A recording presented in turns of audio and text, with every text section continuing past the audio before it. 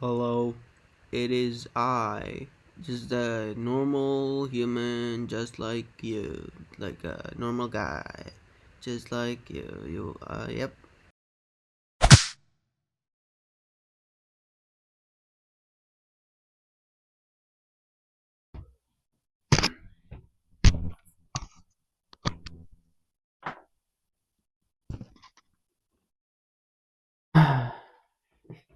Sorry about that. Some aliens, they had made like a realistic spaceship of me, and that was them. But I've dealt with them now, so we're all good.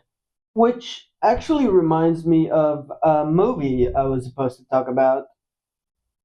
It's called Meet Dave, and it's probably the weirdest Eddie Murphy movie that exists.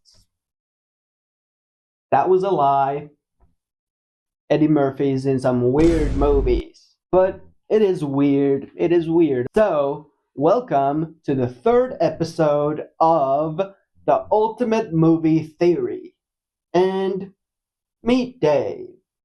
Hello. Meet Dave begins with a small meteorite crashing through a New York apartment building's window and into Josh's fishbowl. This is Josh. Say hi to Josh.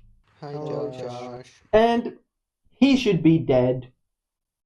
A meteorite of that size should have absolutely vaporized that entire New York City street. But it just sucks up all the water from the fishbowl. Like rocks do, they suck up water. And 3 months later, Dave crashes next to the Statue of Liberty. Well, his name isn't Dave yet, because he's just a spaceship that's puppeteered by these tiny aliens that look like people. And he doesn't know how to walk, or smile, or do anything.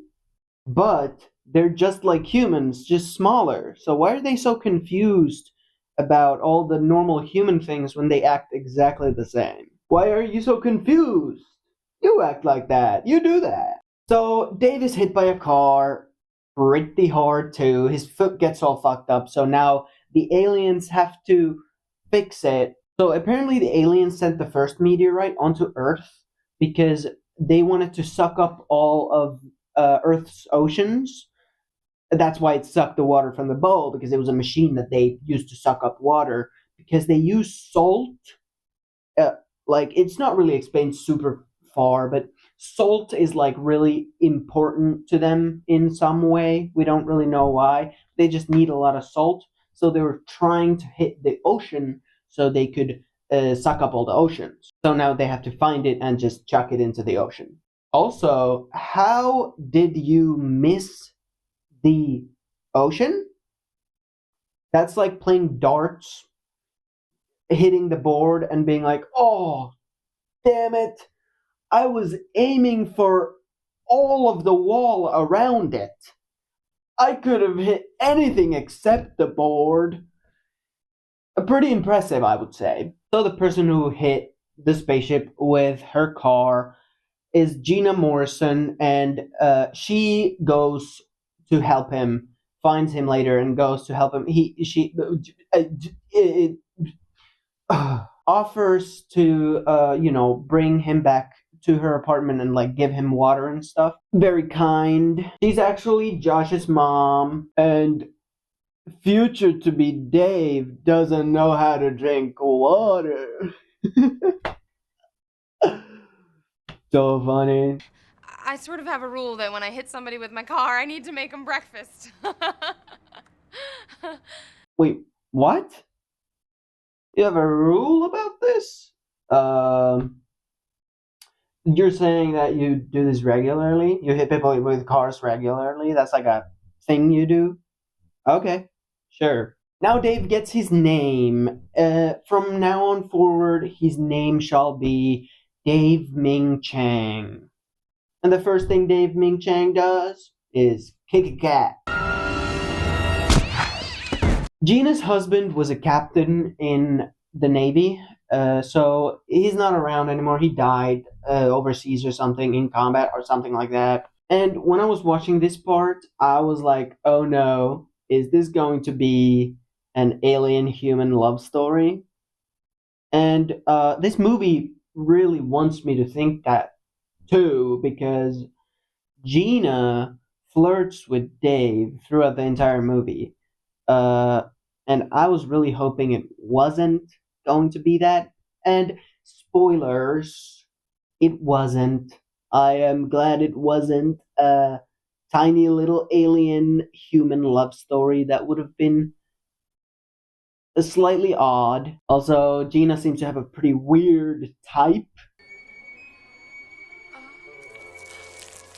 Oh. I wonder what kind of a person the Navy captain was. Now Dave sees a picture of Josh holding the meteorite he's looking for. So now he's gotta go to Josh's school and find him so he can get the meteorite back. So after chugging a bottle of ketchup, he's on his way. And hilarity ensues. Something I've noticed about family movies, especially from this time period, they seem to have just a plethora.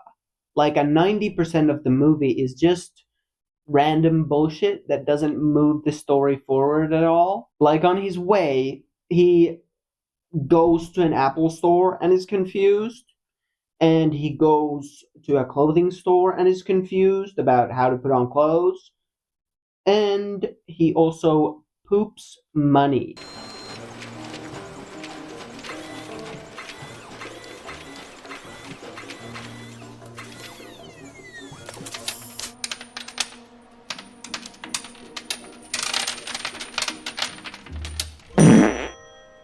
Also, he harasses a couple making out in public. Why don't you take a picture? It'll last longer. Actually, maybe we should do that. Because, like, get a room. Jeez. Welcome to Old Navy. Oh my god. It's Shirley. It's Shirley from the hit television series Community.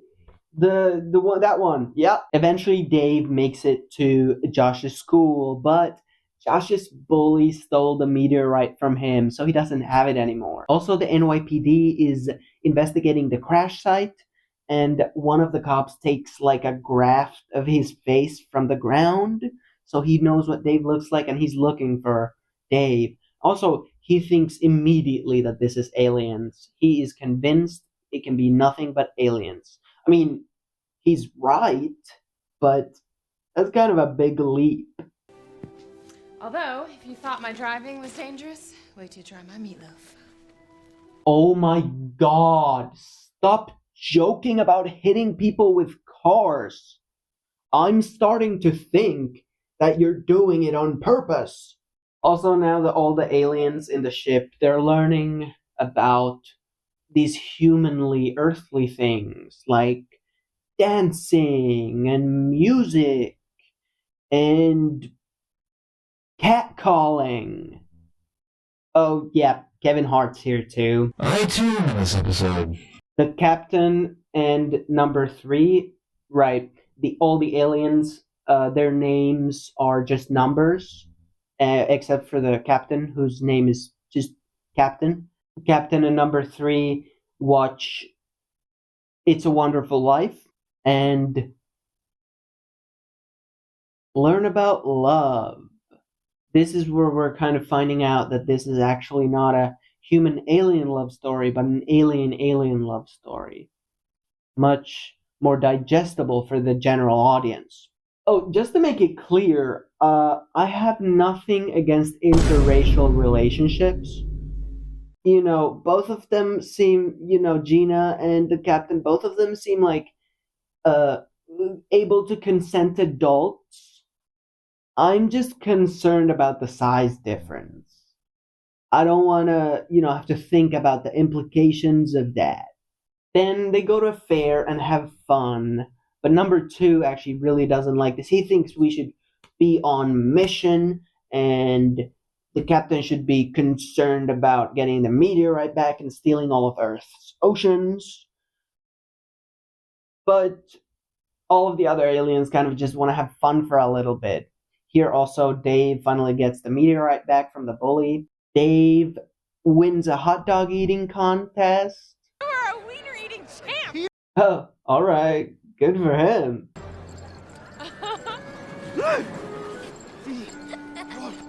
Silly goose. Silly goose. That's what I'm saying! But now he's got a shit. There's too many hot dogs in him. He's gotta put them somewhere. After pooping, Dave tries his luck on some fair games and knocks himself out. And he's brought back in a hospital because, like, his circuits, I don't know, he kind of turned off from the impact. So, the electricity brought him back. We'll do an MRI just to be safe. No. Do not do an MRI. He is entirely metal. He is a spaceship. Okay, I guess they probably didn't do the MRI because he did not blow up. Then they go to celebrate at a Cuban restaurant where the cops arrive and arrest Dave, for having his face mold on the ground. And just as the cops are interrogating him, number 2 stages a coup, imprisons the captain and takes over. So now number 2 wants to get back to the mission and he starts blasting. He has these super cool finger pistols which he uses to blow up a bunch of things, probably kill a couple cops. Because he explodes places.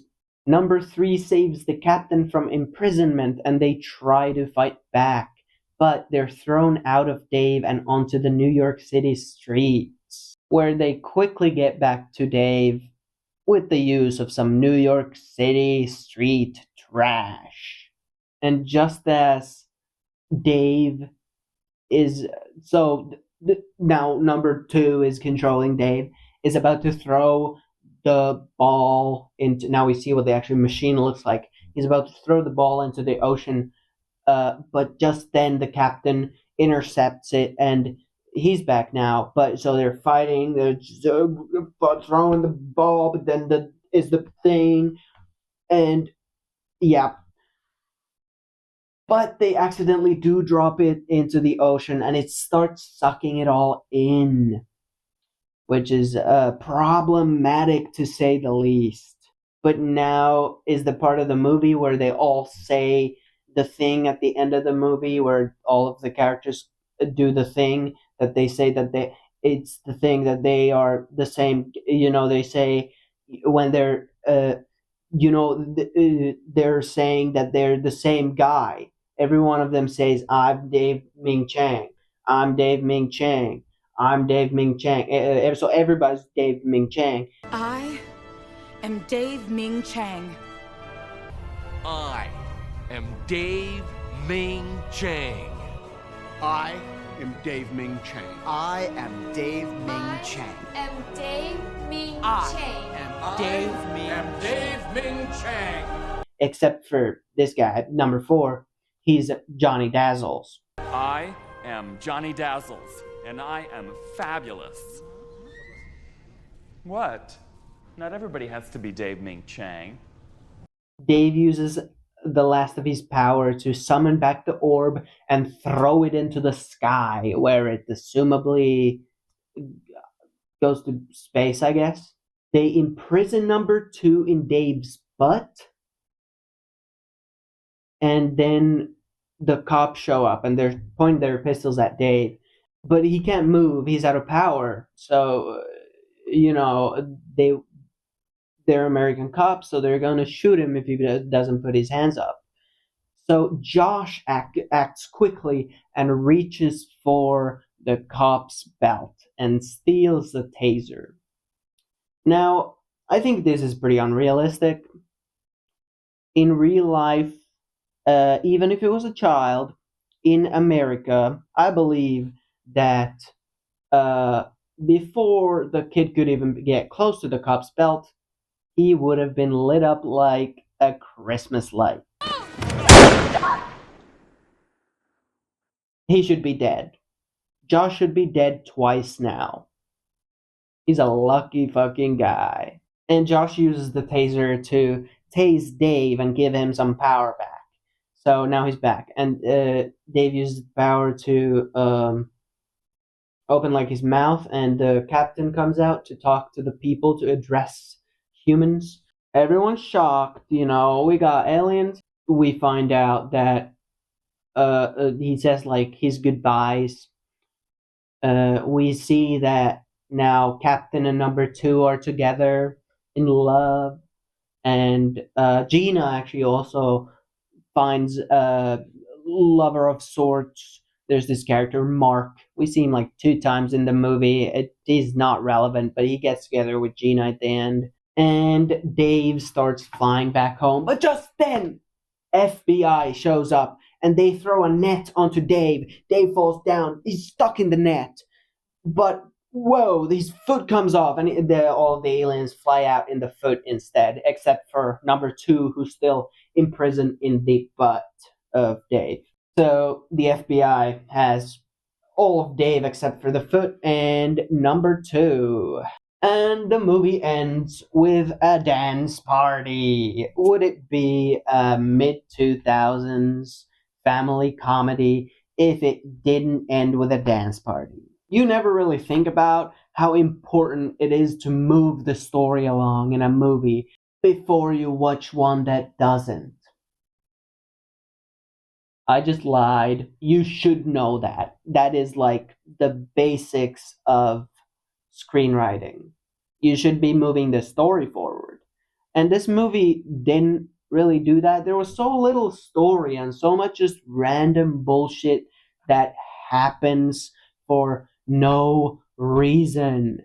And it just makes the movie really boring. No matter how wacky this stuff happening is, it's just boring to watch a movie that doesn't move the story forward. But I guess I can't judge the movie too harshly on this, because this was kind of a theme with famcoms.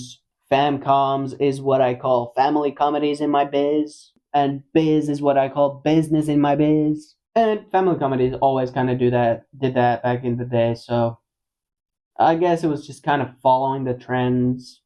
The movie also had this kind of nice underlying message of small things still being able to achieve greatness, which is kind of nice. Kids can probably get something out of that. Meet Dave introduces aliens to the Ultimate Movie Cinematic Universe canon. These aliens are small, humanoid, and speak English. They look just like humans. They're just like about this small-ish. But also, what are the chances that life evolved on 2 different planets to look exactly the same, speak the same language, and just have a size difference? What luck. Anyways, these aliens are highly advanced and have some crazy technology, like spaceships that look like people, and orbs that can suck up entire oceans. Also, they're somehow highly dependent on salt. It's hard to say how, because it wasn't really explained.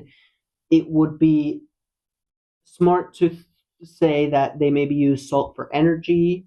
We don't know their planet of origin, but when number 2 is about to throw the ball into the ocean, he says, "All hail Neil," which could possibly refer to their planet of origin or a leader of their species of some sort, or maybe their species name as well.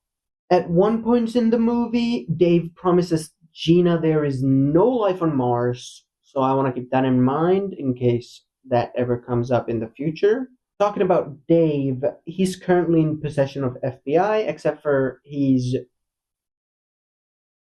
left foot. Also, number 2 is in possession of the FBI because he was in Dave when they captured Dave. So a crowd of people also witnessed Dave showing that he's actually an alien, but seeing as FBI is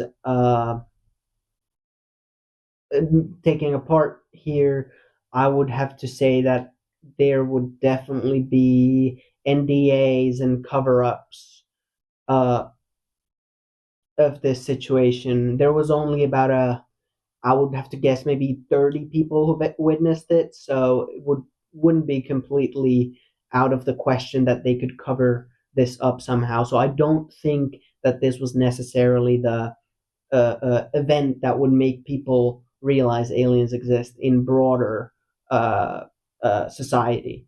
I also don't think this was the FBI's first encounter with aliens because they were very quick and confident to intervene here. They knew exactly what to do. They didn't seem panicky or confused. They seemed to really know what they were doing, trying to cover this up. So, characters. Josh and Gina Morrison are the main humans in the movie. Gina's husband and Josh's dad was a Navy captain who died 2 years prior to the events of this movie. Mark was this random guy who got together with Gina at the end. Dooley and Knox were the two cops. Rich was Josh's bully.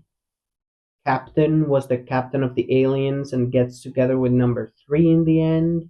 Number 2 betrayed him and was left behind on Earth, so he's in FBI's possession now. And number 4, also known as Johnny Dazzles, is here. Oh, right, Kevin Hart was there too. I too in this episode. The movie obviously takes place in New York City, as we can see from the Statue of Liberty, the Times Square, Central Park, and aerial footage of the city. And from the aerial footage, we can see, or we cannot see, the World Trade Center or the New World Trade Center, which means this movie had to take place between 2001 and 2012. Then I noticed this Coca-Cola logo, which was changed from the thicker lines to the thinner alternative in 2007. And this is clearly the thinner lines, so this narrows it further down to between 2007 and 2012. And then I noticed this ad for The Lion King on Broadway, which, within this time period, was only playing on Broadway in 2007, which means this movie takes place in 2007. Also, it is not winter. It's probably like summer, late summer, something like that. Because New York is fucking cold during winter. So none of this movie straight up contradicted anything prior in the Ultimate Movie Cinematic Universe, but I wanted to find something that solidly connected it to the Ultimate Movie Cinematic Universe. And I think I found something. So I was racking my brain on how this could connect. What is happening? And I kept being drawn to the bully. He just felt really familiar to me for some reason. My gut told me he was related somehow. And in The Flock, which we talked about in the second episode of this series, there are these people who talk to the camera about the cult the movie is about. There are these really small roles, and one of them is this guy. The bully really reminded me of him. And when I was looking at their faces, I was like, no, they don't look that similar. But, I mean, a little bit, but not really. So I went and I used FaceApp to age the bully up and gave him a beard. And When I looked at it, yeah, he looked like that guy. He really did. And then I thought about it more. This guy in the flock, he said he was out on the streets, he was addicted, all of this, his life was really hard and rough. And, bullies usually end up having really hard lives. They don't really know how to, uh, live in society. So it made sense that a bully would grow up to really struggle. And this really does make sense. We never got the name of the guy in the flock. He was unnamed, and I just knew it was him. He was like 11 or something, 12, 13 in 2007 when this movie takes place, and then he grew up, and in 2022 he's what, like mid to late 20s. Makes sense. It definitely makes sense. And that's all.